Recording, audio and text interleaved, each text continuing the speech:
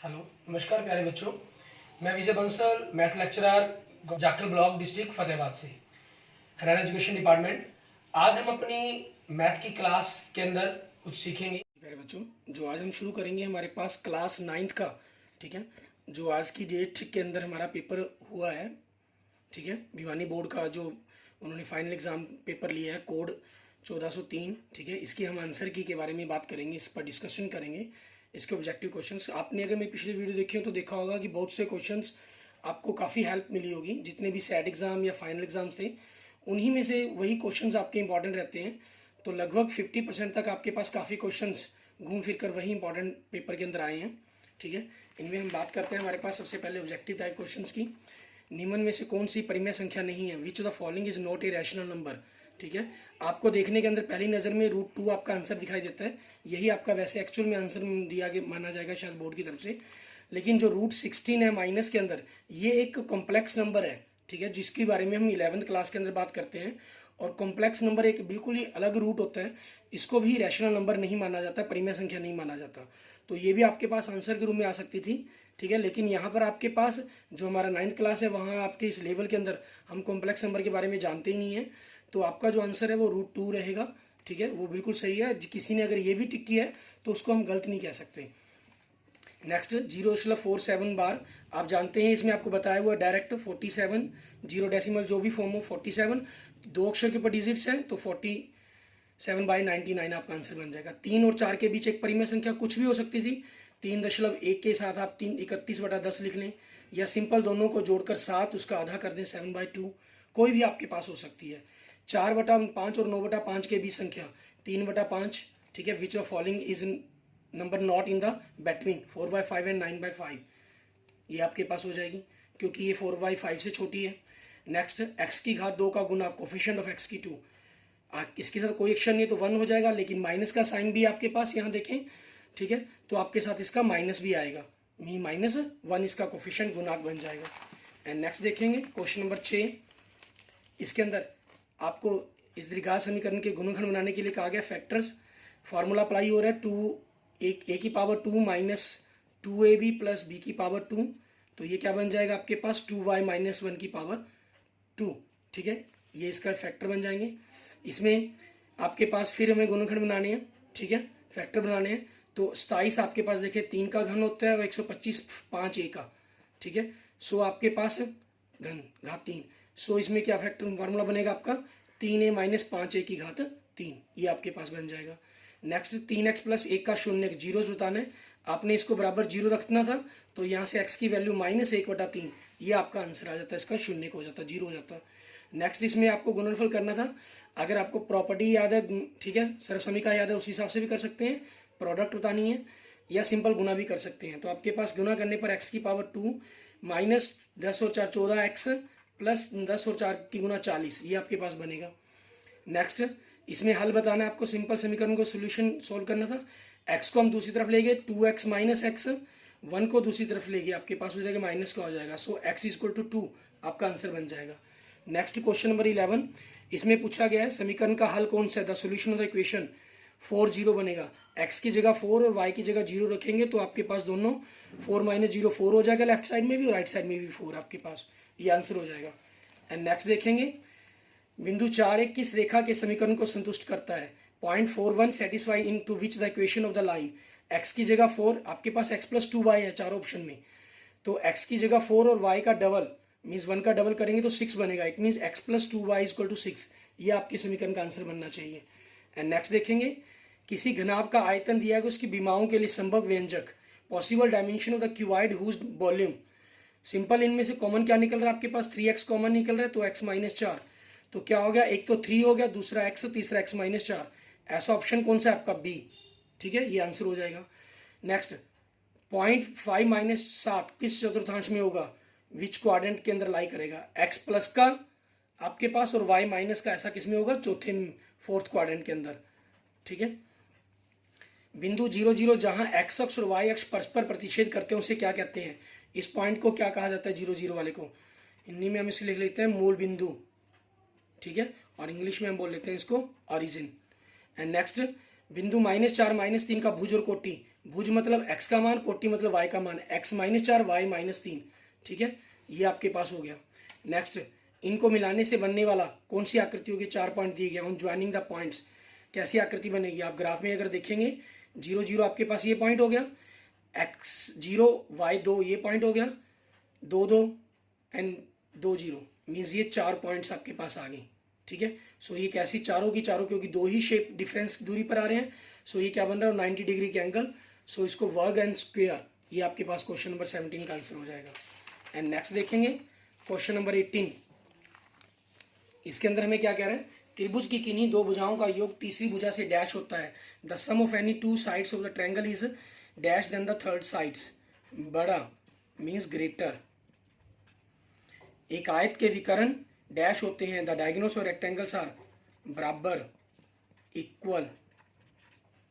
यदि किसी समानांतर चतुर्भुज के विकर्ण परस्पर समकोण पर प्रतिच्छेद करें तो यह आकृति क्या होगी, द डायगोनल्स और quadrilateral bisect each other at right angles then it is a सम चतुर्भुज, कम से कम बनेगी वो रोम्बस हमारी, ठीक है, वो कम से कम रोम्बस होगी आपके पास, क्योंकि समानांतर चतुर्भुज और समलंब चतुर्भुज में ऐसा नहीं होता कि वो 90 के बनने कंपलसरी हो, ठीक है। एक ही वृत्तखंड के कोण डैश होते हैं, angles in the same segments of the circle are बराबर। एक ही वृत्तखंड के अंदर कोण बने बराबर होते हैं, मीन्स इक्वल होते हैं। नेक्स्ट, एक चक्रीय चतुर्भुज ABCD के अंदर AOC वृत्त का व्यास है, ये कोण 50 का दिया गया, ACD मतलब ये कोण का मान पूछा गया आपसे, ठीक है।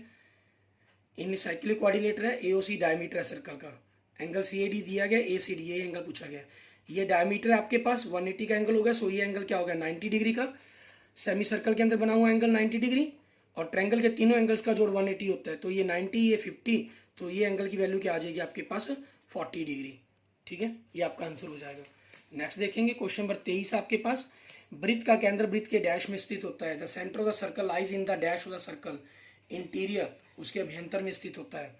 सेट के युग्म में त्रिभुज के कोण होते हैं, इन्हें pair of set A triangle is with angles, जो आपने ज्योमेट्री बॉक्स में दो ट्रायंगल्स होती हैं, त्रिभुजें बनी होती हैं, उनके कोण क्या होते हैं, एक के 30 60 90 होते हैं, और दूसरे के 45 45 और 90 डिग्री होता है। सो ये आपके आंसर नहीं है इसके अंदर, ऑप्शन ए आपका आंसर बन जाएगा।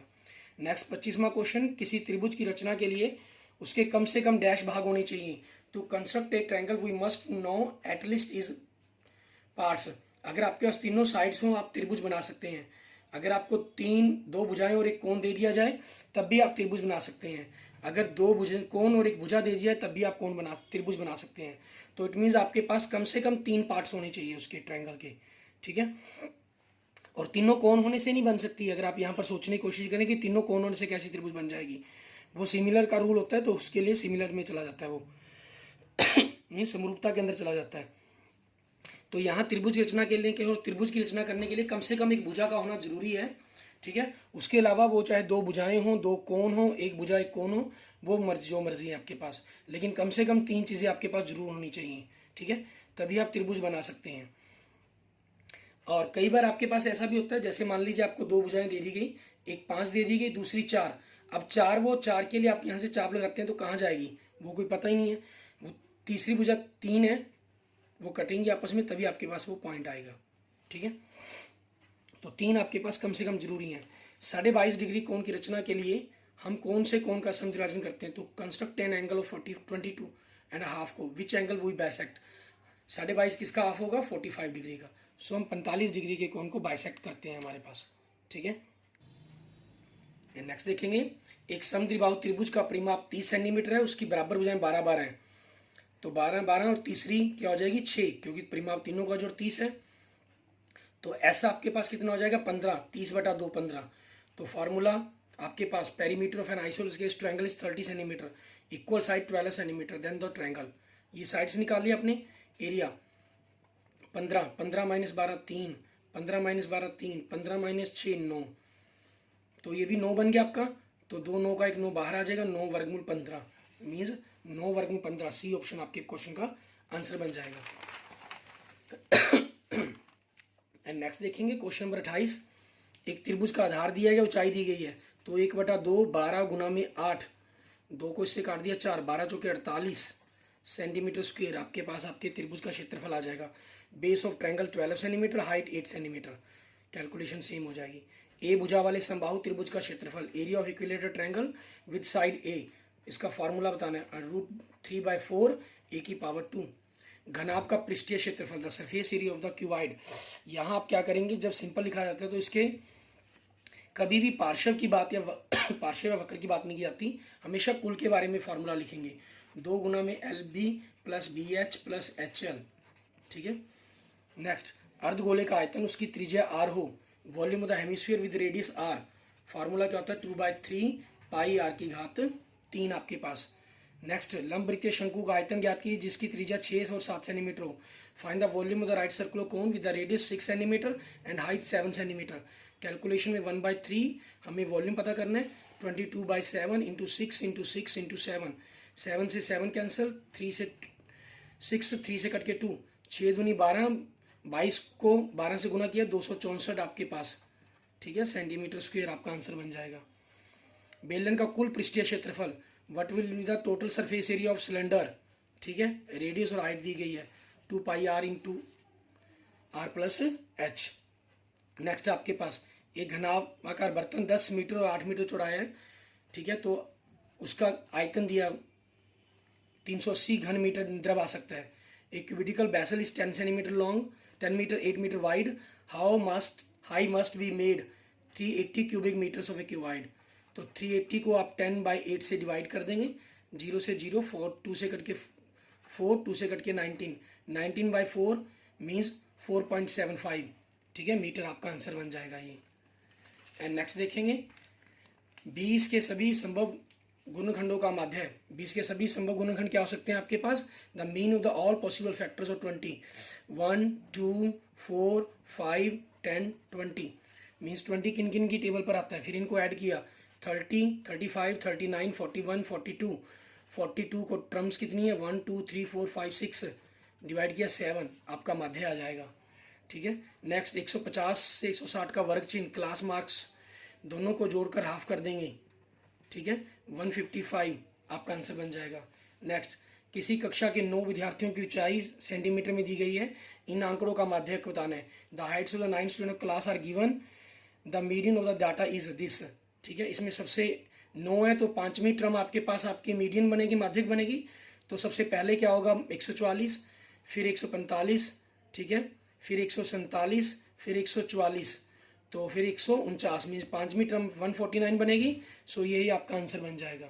एंड नेक्स्ट देखेंगे, एक क्रिकेट मैच में एक महिला बाज खेलेगी, 30 गेंदों में से 6 बार चौका मारती है, चौका न मारे जाने की प्रायिकता, चौका 30 गेंदों पर चौका लगा तो कितनी गेंदों पर चौका नहीं लगा, 24 गेंदों पर, 24/30, अगर आप इसको काट देंगे, ठीक है, तो 12/15 आप ये भी लिख सकते हैं। फिर इसको काट देंगे 3 से भी कट गया आपके पास 4/5, ठीक है, आप ये भी लिख सकते हैं। आपका 24/35, 12/15 या 4/5, ये सभी आंसर आपके ठीक माने जाएंगे, ठीक है ना। नेक्स्ट, किसी घटना के घटने की प्रायिकता डैश डैश के बीच में होती है, 0 और 1 के बीच में, the probability of an event lies between 0 and 1। Next, last question, छोटे 1-1 नंबर के क्वेश्चन में, एक पासे को एक बार उछाला गया, अभाज्य संख्या प्राप्त करने की प्रायिकता क्या होगी, what will be the probability of a prime number when a fair dice tossed, ठीक है।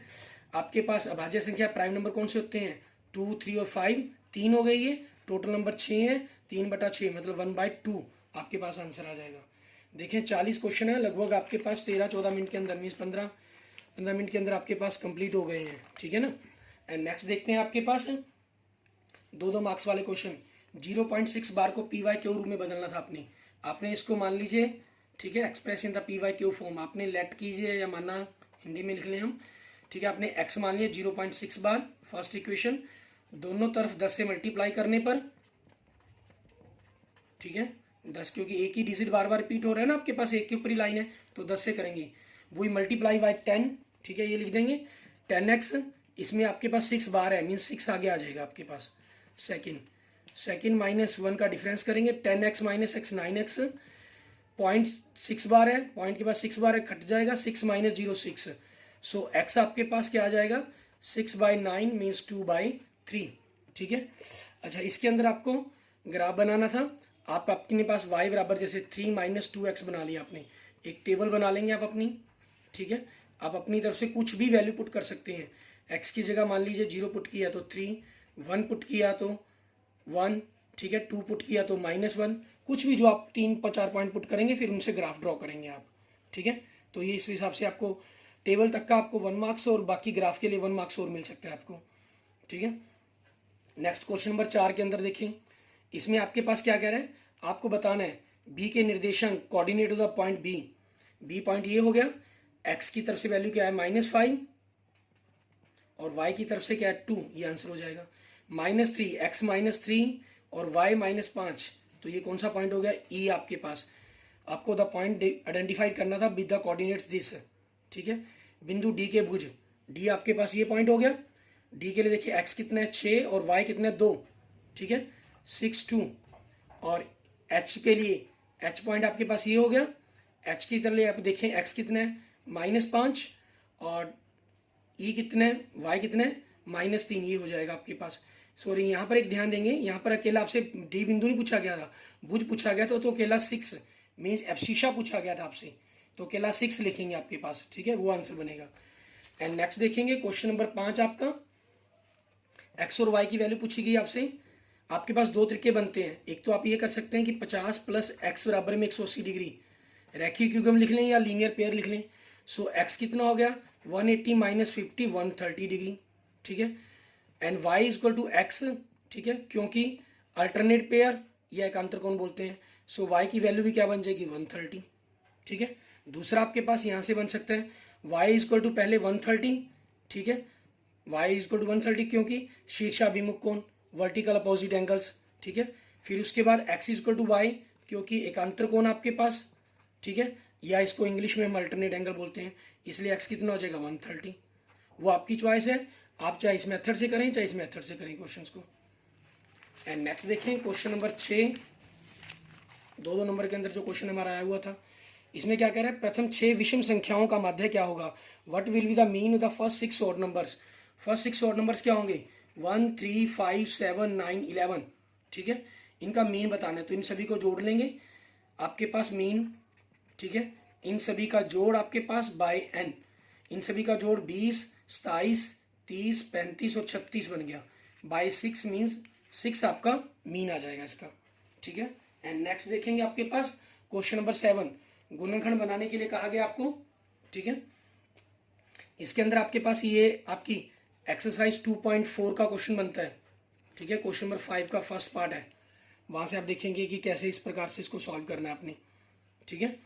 और नेक्स्ट आपके पास समचतुर्भुज के विकर्ण परस्पर समकोण पर समद्विभाजित करते हैं, ये आपके 8th चैप्टर में से 2nd एग्जाम्पल है आपका, ठीक है, उदाहरण है आपका एग्जाम्पल, ठीक है। Show that the diagonals of rhombus are perpendicular to each other, ये खुद देखेंगे करके।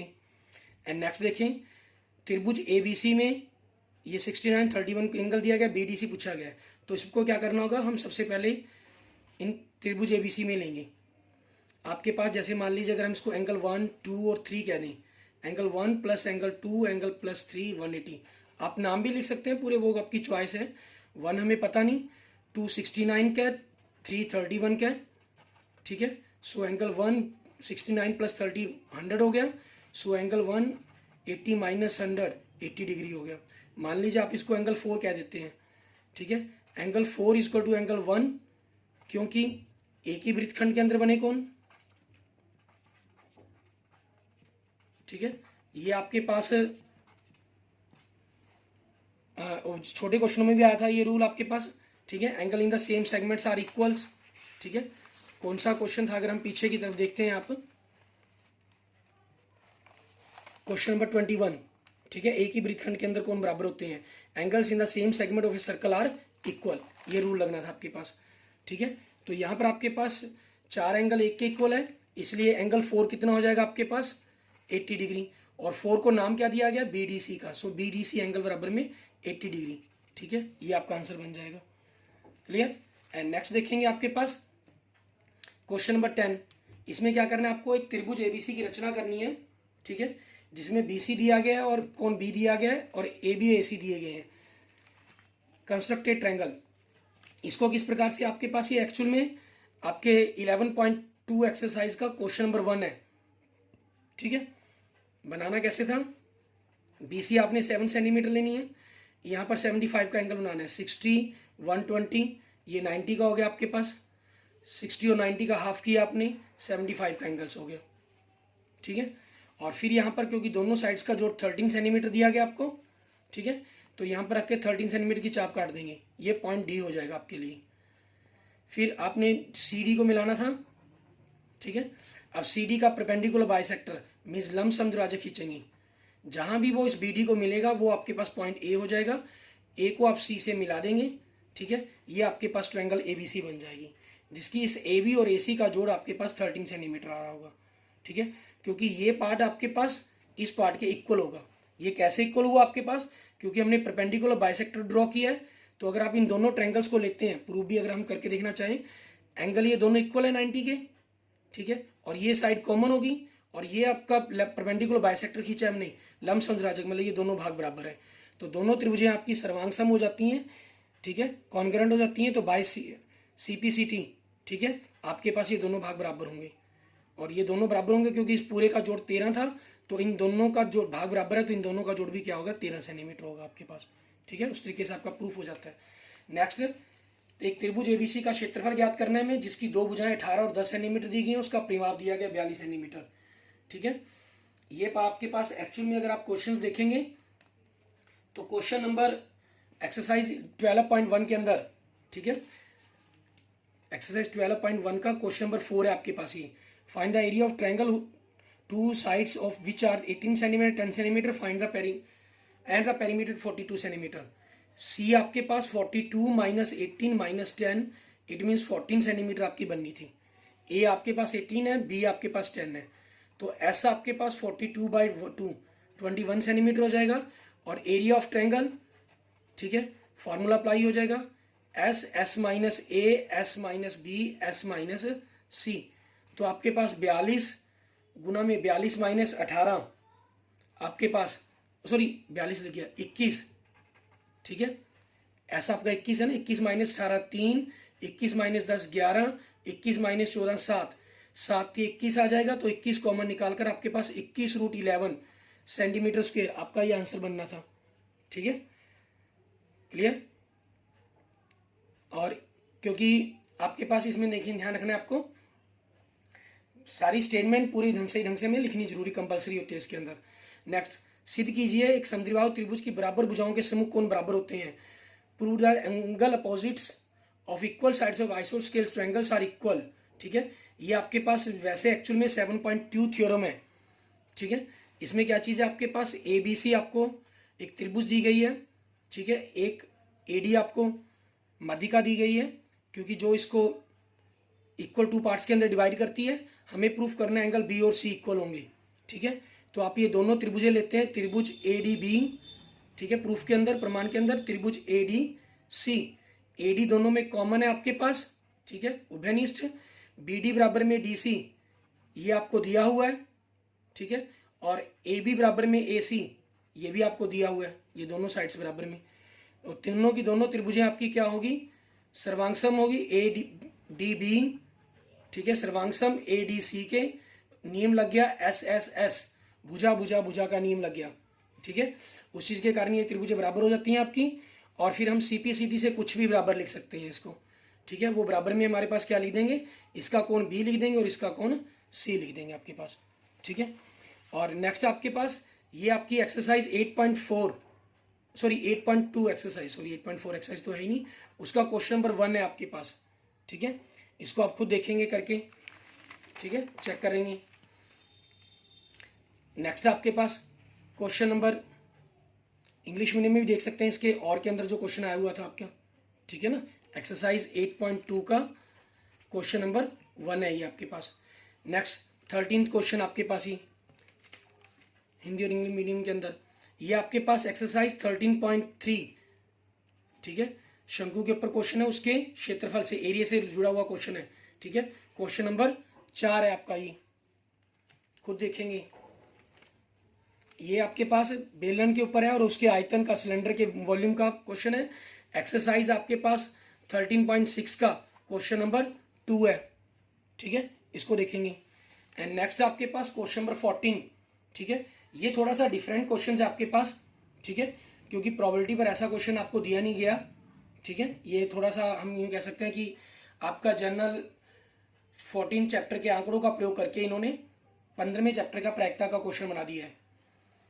आपके पास इसमें संभाव्य परिणाम या कुल परिणाम 2000 रहेंगे। 18 से 29 वर्ष की आयु के जिनका एक वर्ष में ठीक ठीक 3 दुर्घटनाएं हुई, 18 से 29 3 दुर्घटनाएं हुई, ऐसे कितने 61 बटा में 2000, ये इसकी प्रायिकता बनेगी आपकी, ठीक है। उसके बाद 30 से 50 साल वाले जिनकी एक वर्ष में एक से अधिक दुर्घटनाएं घटी, एक से अधिक, तो यहाँ से जोड़ेंगे 125, 60, 22 और 18, 22 और 18 40, 100, 225 आ गया आपके पास, ठीक है। सो क्या बन जाएगा आपका 225 बटा में 2000, इनको काट कर लिख सकते हैं आप, ठीक है। मैं सिर्फ आंसर बता रहा हूँ आपको, प्रायिकता में लिखने का पूरा तरीका आपको उसी तरीके से पूरा सवाल हल करके लिखना होगा जैसे आप प्रायिकता के बारे में क्वेश्चन में जानते हैं। जिसके साथ एक वर्ष में कोई भी दुर्घटना नहीं घटी, ठीक है, मतलब 0 वाले, तो इन ये सारे आ जाएंगे आपके पास, सारी एज वाले, इनको जोड़ लेंगे। 5, 6 और 4 10 आपके पास, ठीक है। 5 और 4 9 और 3 12, 12 और 1 13, 1305, ठीक है। 5 और 9 3 12 13, 1305, ठीक है। 1305 बटा में 2000, इनको काट कर आप छोटा करके लिख सकते हैं आप, ठीक है। जो भी आपका आंसर आएगा वो सही होगा आपका, क्लियर।